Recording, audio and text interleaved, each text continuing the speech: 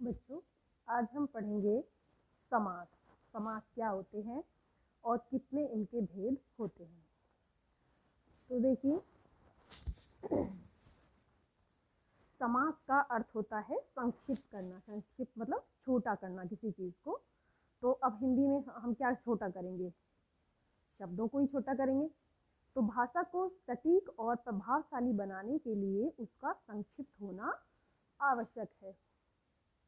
क्योंकि हम कोई बात जब बोलते हैं तो हम ज़्यादा लंबी ना बोलकर जब हम उस वाक्य को शॉर्ट में यानी संक्षिप्त में बोलते हैं तो उसका प्रभाव सामने वाले पर ज़्यादा पड़ता है।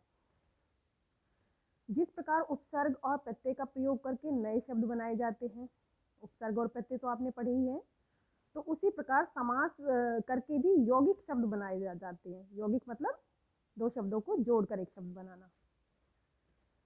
ये शब्द आपस में संबंध रखने वाले दो या दो से अधिक शब्दों के मिलने से बनते हैं। तो हम कह सकते हैं कि समास की परिभाषा दो या दो से अधिक सार्थक शब्दों के मेल से जब नए शब्द बनते हैं तो शब्द निर्माण की जो प्रक्रिया होती है वो समास कहलाती है।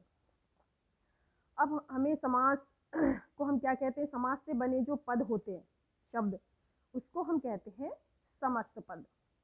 मतलब दो शब्दों को मिलाकर जो समास हमारा बनता है उसको हम कहते हैं समस्त पद। अब समस्त पद को अलग करके लिखने को जैसे हम संधि और संधि विच्छेद करते हैं, उसी तरह से समस्त पद और समास विग्रह करते हैं। यानी शब्दों को मिलाकर लिखना शॉर्ट में समस्त पद कहलाता है और उनको अलग अलग करके लिखना हमारा कहलाता है समास विग्रह।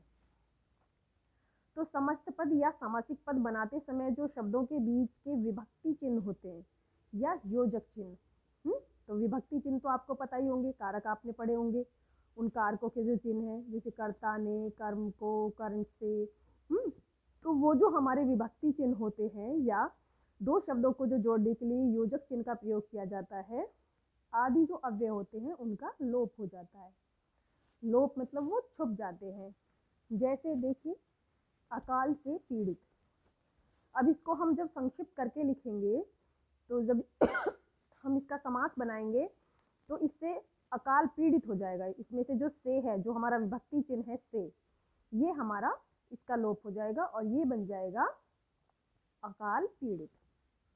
अब समास में जो पहले शब्द को दो, यानी समास में दो पद होते हैं समस्त पद में, क्योंकि वो दो शब्दों से कम दो शब्दों से मिलकर बना होता है। तो जो पहला पद होता है उसको हम पूर्व पद बोलते हैं और जो दूसरा होता है यानी बाद का, उसको हम उत्तर पद बोलते हैं।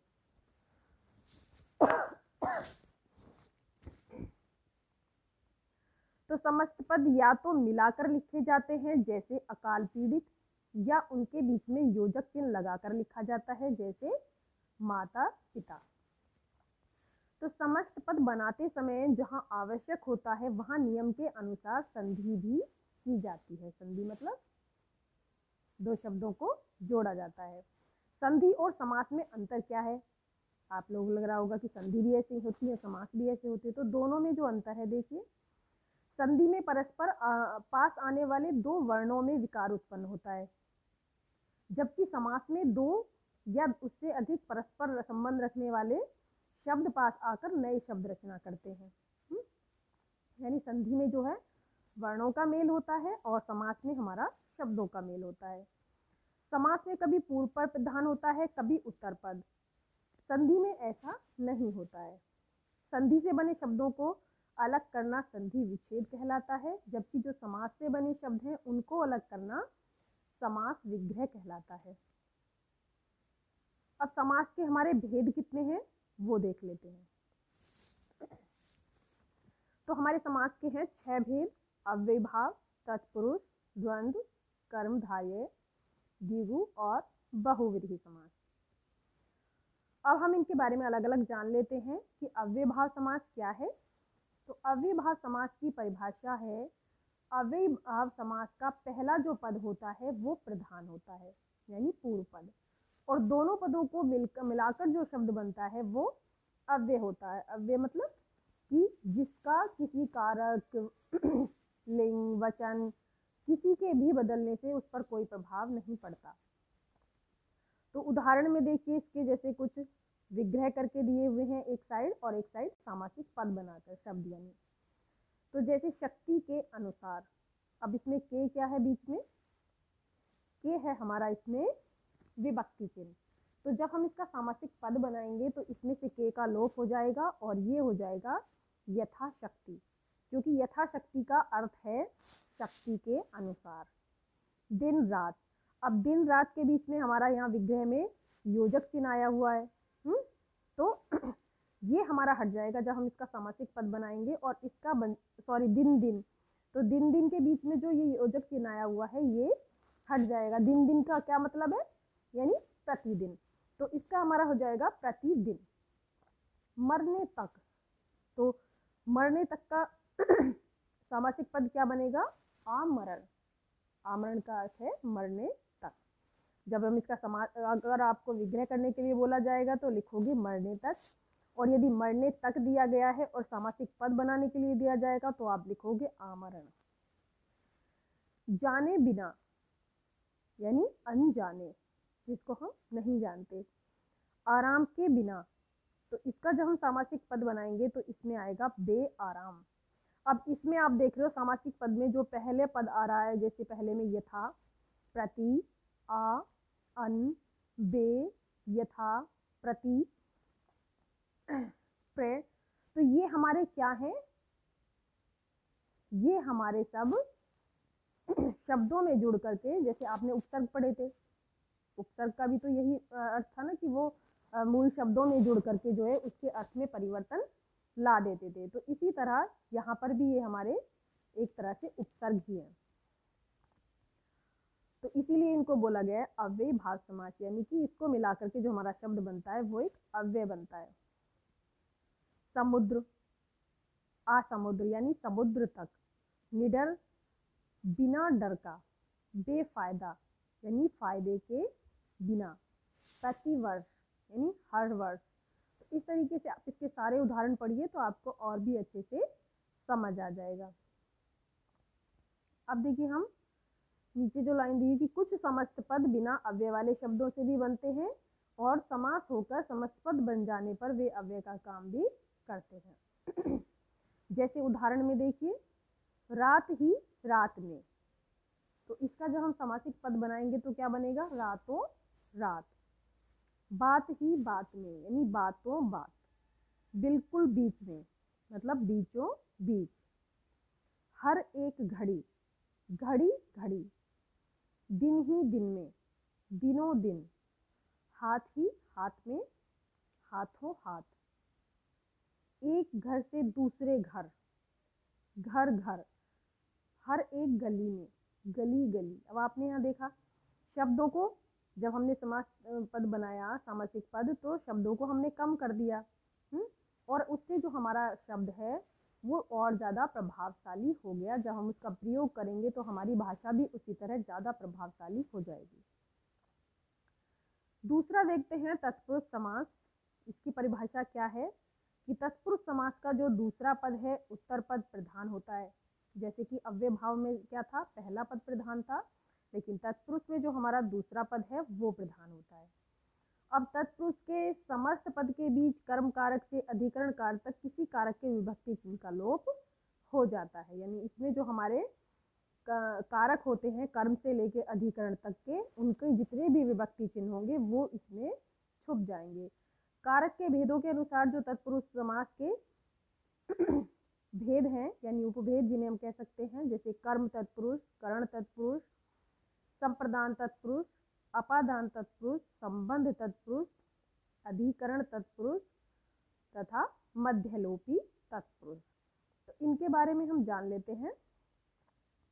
कर्म तत्पुरुष क्या है, कर्म कारक का चिन्ह है को।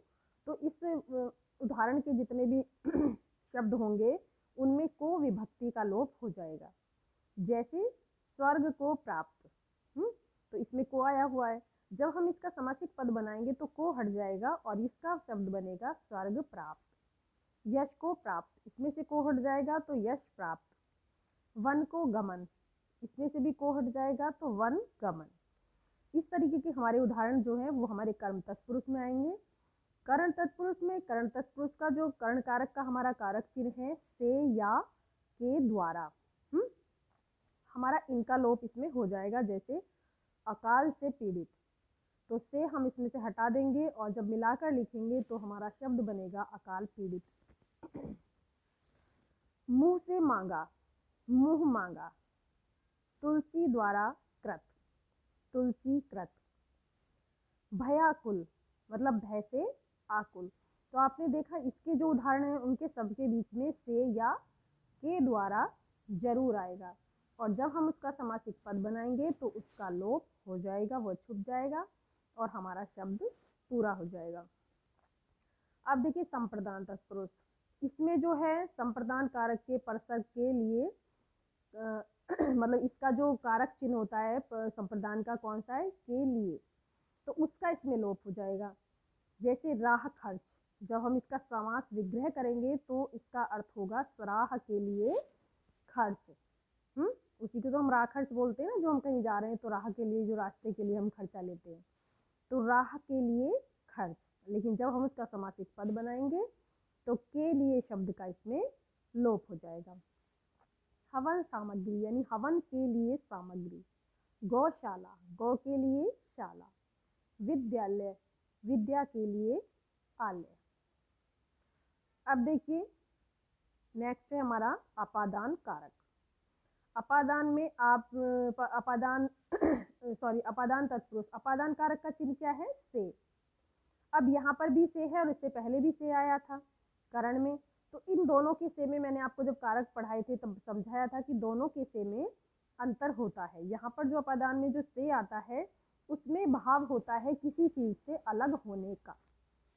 वहां पर जो करण में से था उसका तो अर्थ था कि किसी साधन के द्वारा या किसी वस्तु को के लिए से बोला जाता था, लेकिन यहाँ पर जो से प्रयोग किया जाएगा वो किसी चीज से या किसी से अलग होने का भाव प्रकट करेगा, तो इस से का इसमें लोप हो जाएगा। जैसे पथ भ्रष्ट यानी पथ से भ्रष्ट, जो पथ से रास्ते से भटक गया तो वो अलग हो गया, तो यहाँ पर अलग का भाव है, तो इसमें से हट जाएगा और जब हम इसका समासिक पद बनाएंगे तो ये बन जाएगा पथ भ्रष्ट। गुणहीन, गुण से हीन। देश निकाला, देश से निकाला। बंधन मुक्त, बंधन से मुक्त। तो इसी तरह के इसके सारे और भी उदाहरण हैं, उनको आप पढ़ लीजिए। और आगे चलते हैं संबंध तत्पुरुष। इसमें संबंध कारक के जो विभक्ति चिन्ह है, तो संबंध कारक के विभक्ति चिन्ह क्या होते हैं, का, के, की, को, ये सब, तो इनका इसमें लोप हो जाएगा। जैसे पवन पुत्र, तो पवन का पुत्र के साथ क्या संबंध है, यानी पवन का पुत्र। गंगा जल, गंगा का जल। सेनापति, सेना का पति। घुड़ दौड़, घोड़ों की दौड़। तो यहाँ पर जितने भी जगह आपका का, के, की आएगा यानी एक का संबंध दूसरे के साथ होगा बताएगा तो इन कारक चिन्हों का यहाँ पर लोप हो जाएगा। अब देखिए अधिकरण, तो अधिकरण में क्या है, अधिकरण कारक का चिन्ह क्या होता है, में या पर। तो अधिकरण तत्पुरुष में या पर विभक्ति चिन्हों का लोप हो जाएगा। जैसे आप बीती यानी अपने आप पर बीती। नगरवास, नगर में वास। घुड़सवार, घोड़े पर सवार। कार्य कुशल, कार्य में कुशल। दानवीर, दान देने में वीर। प्रेम मग्न, प्रेम में मग्न। डिब्बा बंद, डिब्बे में बंद। तो इसमें बीच में जितने भी विभक्ति चिन्ह आए हैं ये हमारा समास बनाते टाइम इनका लोप हो जाएगा। अब देखिए मध्य लोपी तत्पुरुष, ये क्या है।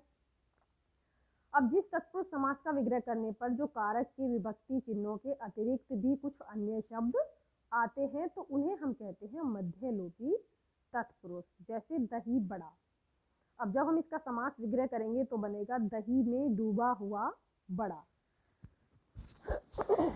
तो इसमें जो बीच में आया में डूबा हुआ यानी एक शब्द से ज्यादा है।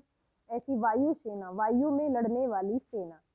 तो इनमें जो अन्य शब्द बीच में आए हुए हैं उनका भी लोप हो जाएगा। तो इसलिए इस प्रकार के जितने भी हमारे उदाहरण होंगे या सामासिक शब्द होंगे तो ये हमारे आ जाएंगे मध्यलोपी तत्पुरुष में। जैसे बैलगाड़ी, बैलों द्वारा खींची जाने वाली गाड़ी। डाक गाड़ी, डाक के लिए डाक ले जाने वाली या डाक ले जाने के लिए गाड़ी। परमवीर चक्र, परमवीर को मिलने वाला चक्र। रेलगाड़ी, रेल की पटरी पर चलने वाली गाड़ी। तो बच्चों ये थे हमारे अव्ययी और तत्पुरुष समास जिनको आज मैं आपने जाना। तो आशा करती हूँ कि आपको ये बहुत अच्छे से समझ में आ गए होंगे और इनके उदाहरण को और अच्छे से पढ़ लेना और समझ लेना, और इससे आगे का हम दूसरे भाग में करेंगे। धन्यवाद।